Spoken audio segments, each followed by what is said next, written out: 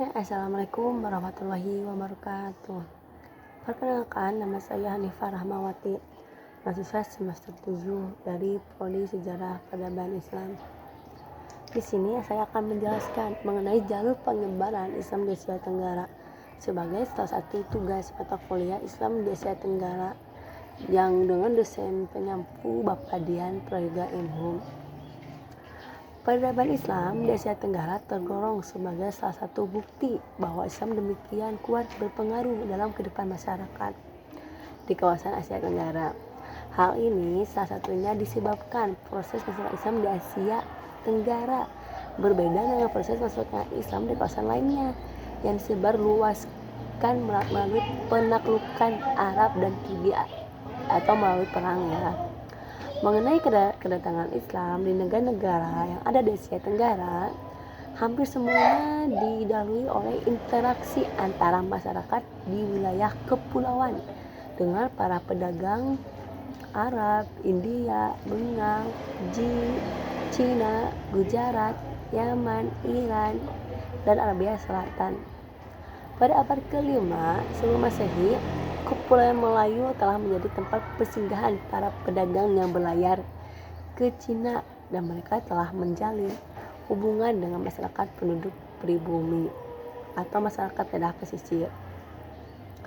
Kondisi semacam inilah yang dimanfaatkan para pedagang muslim di kemudian harinya pada abad ke-5 Masehi atau pada abad ke-7 Masehi yang singgah untuk mengamalkan Islam dan juga untuk berdagang kepada warga pesisir.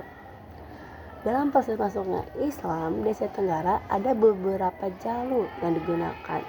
Jalur tersebut semua menyesuaikan dengan budaya timur yang mengedepankan keramah tamahan atau dengan cara damai. Sehingga hal ini memudahkan Islam untuk masuk dan berkembang di kawasan Asia Tenggara. Berkaitan dengan hal ini, maka Uka Chandra Sasmita mengemukakan ada beberapa saluran masuknya Islam ke Asia Tenggara yang berkembang itu ada 6, yaitu yang pertama saluran perdagangan.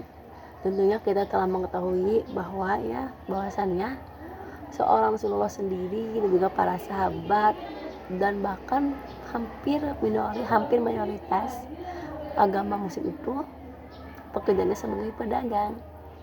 Jadi adanya karena mereka berdagang dengan jiwa pebisnis yang besar, lalu mereka itu pergi ke salah satu tempat untuk mendagangkan barang dagangannya sambil berdakwah begitu. Dan juga yang kedua yaitu dengan saluran perkawinan. Ketika para pedagang itu kan mereka mulai interaksi dengan para penduduk di pesisir pribumi. Dengan adanya interaksi, lalu mereka kan tidak langsung pergi ke negara asalnya, mereka tinggal dulu di Nusantara dengan beberapa bulan, beberapa tahun. Tak ada yang mereka istirahat di Nusantara, mereka itu mulai menjalin hubungan dengan penduduk pribumi, yaitu dengan melalui perkawinan. Salah satunya perkawinannya yang mana calonnya dari penduduk pribumi, maka mereka mu'alaf atau diislamkan. Dengan adanya perkawinan, maka banyaklah keturunan Islam yang terjadi di Nusantara.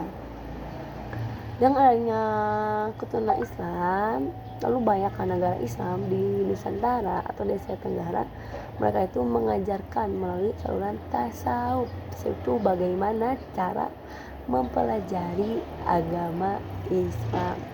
Caranya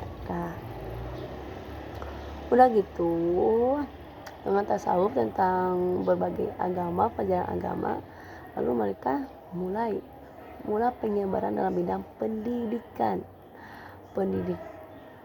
yaitu baik pesantren maupun pondok yang diselenggarakan oleh guru-guru agama. Udah begitu, udah pendidikan, udah semuanya rata, maka di sini kita akan mengenal dalam bidang kesenian, yang dimana dalam proses pendidikan itulah dicerminkan atau direfleksikan melalui karya seni atau karya seni sebagai karya maha indah. Salah satunya dengan kaligrafi yang dikenal dengan khasnya orang Islam, lalu juga bangunan-bangunan sebagai bangunan khas Islam, namun bangunan-bangunan masjid itu dia apa ya, dicampur baurkan dengan kebudayaan Hindu Buddha. Makanya tidak aneh ya bahwa ada sebuah masjid berbentuk kubah tapi kayak Buddha, itulah sebagai pencampuran dua budaya yang terjadi di Indonesia. Lalu udah begitu, udah kesenian, lalu yang lebih penting lagi yaitu dalam bidang politik.